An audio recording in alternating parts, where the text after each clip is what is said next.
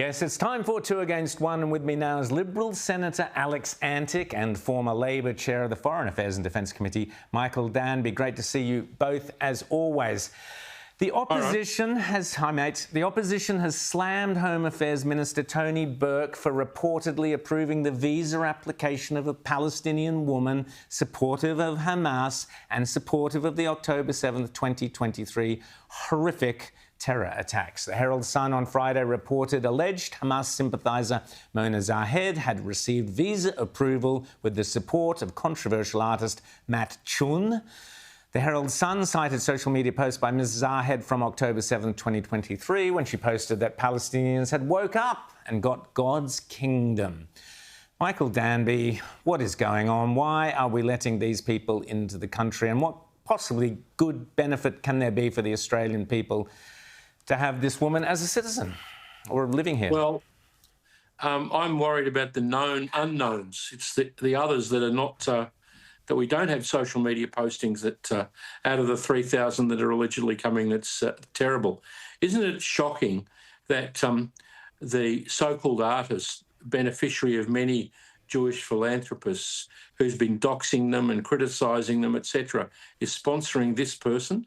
I mean, it just shows you the horseshoe theory of politics, you know, sort of far left together with Islamist.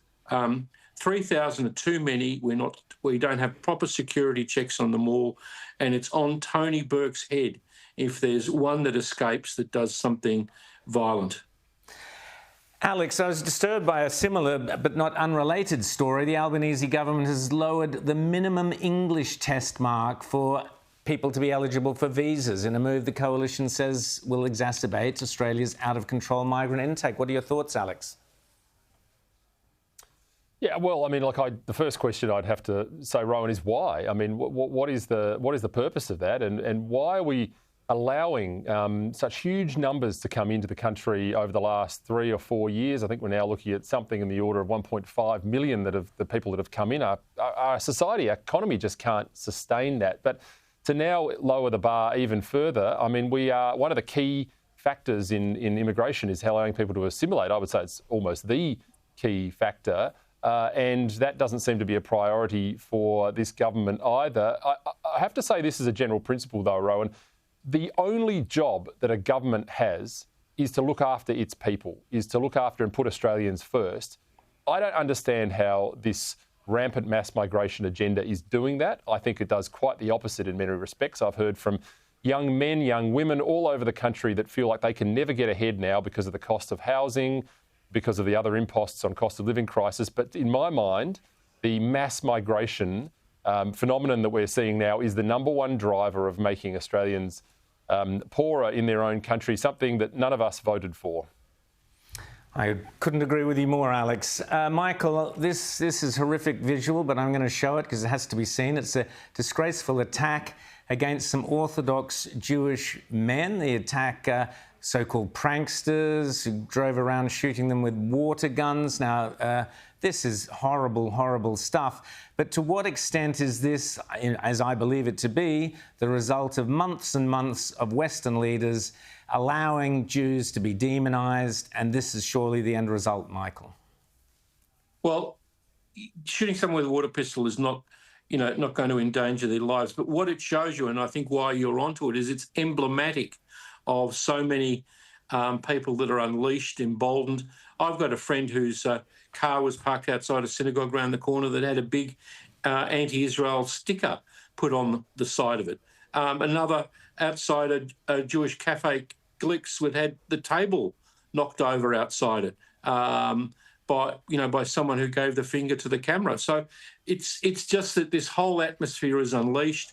I must say, I feel like many people and a lot of the Sky hosts that Australia is unrecognisable after that bridge protests. Just shows you months and years of incitement by the ABC and the Age, emboldening them by our political leadership in Canberra. Just shows you what can be done. And people that I know in Australia are scared, not by water pistols, but by what comes next after the bridge. Absolutely. Now, Alex, I had to show you this one. This is independent UK MP Rupert Lowe has recently had to say this on a discussion about gender recognition. Have a listen. And I'm afraid that anyone who is born or possesses a one-eyed trouser snake in his underpants is a man, and at the end of the day, should not be going into women's spaces, whether it's prisons, whether it's loos, whatever. So the Gender Recognition Act, we're very clear on that as well, needs to be repealed. A great Barry Humphreyism finds its way onto the floor of the British Parliament, Alex. What did you make of that? And why don't we hear language like that anymore in the Australian Parliament?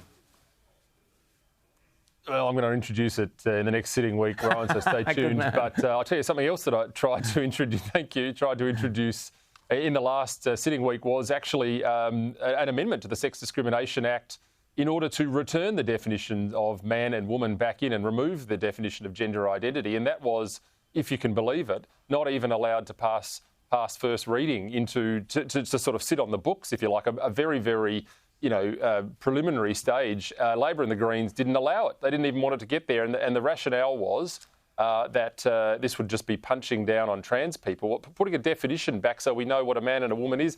I mean, this is the central issue here. And look, I don't know. I don't know why politics is not paying attention. We are years behind the rest of the Western world on this. All of them have moved on. It's time to revert back to the pre-2013 position and have clear definitions so that we don't have to be quite as graphic as that, perhaps. Hear, hear. Alex Antic, Michael Danby, thanks so much for coming on The World According to Rowan Dean.